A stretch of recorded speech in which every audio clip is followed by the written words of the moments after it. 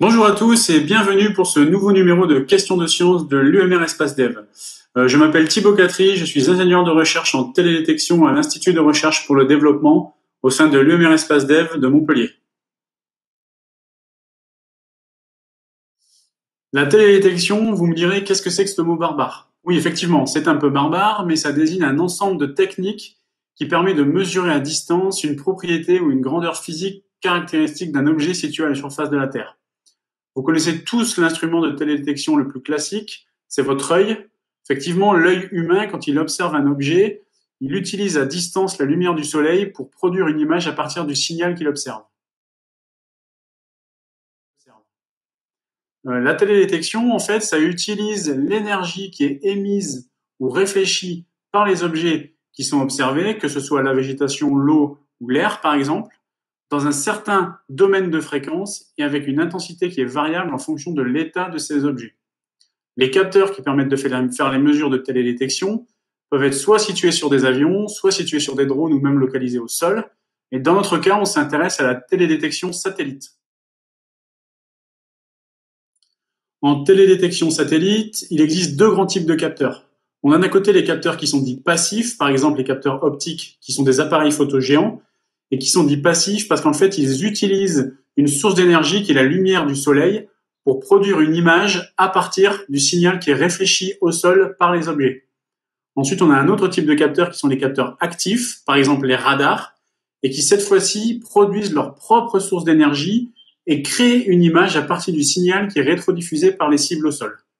Dans tous les cas, les images en télédétection satellite sont caractérisées par trois propriétés physiques principales. La première, c'est la résolution spatiale, qui est en fait la taille du pixel, c'est-à-dire la taille des petits carrés qui découpent l'image lorsque vous zoomez sur ces images.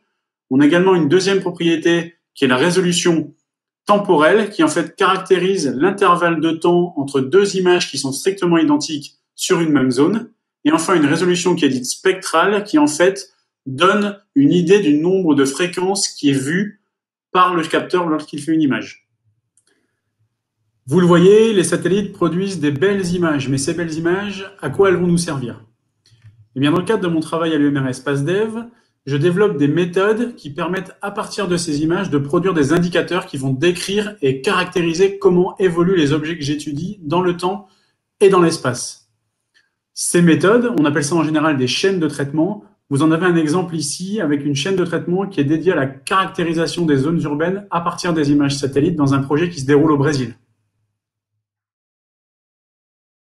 Une partie de mon travail consiste donc à développer des méthodes pour traiter ces images satellites. Et il y a une deuxième partie de mon travail, cette fois-ci, qui est plus thématique. Puisqu'en fait, on s'intéresse à comment utiliser ces images satellites dans des applications qui sont très variables. Ces applications, en général, elles consistent à réaliser un suivi dans le temps et dans l'espace d'un phénomène particulier. Et ça s'applique à beaucoup de domaines dans la télédétection et des domaines qui sont associés. Par exemple, ici, vous avez plusieurs illustrations. La première, c'est une illustration cartographique qui vous montre comment, dans le parc national du Banc d'Arguin en Mauritanie, on a cartographié les écosystèmes littoraux et intertidaux, notamment les herbiers marins, pour estimer leur potentiel de stockage de carbone dans le cadre du changement climatique. Un deuxième exemple ici, c'est un exemple qui est lié au suivi de la dynamique hydrologique des grands fleuves avec l'Amazone, qui vous montre comment on peut associer étude de la dynamique hydrologique avec gestion des ressources en eau et la conservation de la biodiversité. Un autre exemple, c'est l'utilisation de la télédétection pour des thématiques liées aux risques naturels, avec ici le suivi des feux de forêt à l'île de la Réunion par imagerie Sentinelle-2. Et enfin, des applications qui sont liées à l'environnement et à la santé, avec ici un exemple dans le cadre d'un projet au Brésil, où on s'intéresse à l'utilisation d'imagerie très haute résolution spatiale pour caractériser des typologies urbaines en lien avec la transmission de maladies vectorielles comme la dengue. Merci à tous d'avoir suivi cette vidéo qui m'a permis d'entrer dans le monde merveilleux des youtubeurs. On se retrouve très bientôt pour une nouvelle question de science et surtout, n'oubliez pas de vous abonner à la chaîne YouTube de l'UMR Espace Dev. Merci, à bientôt!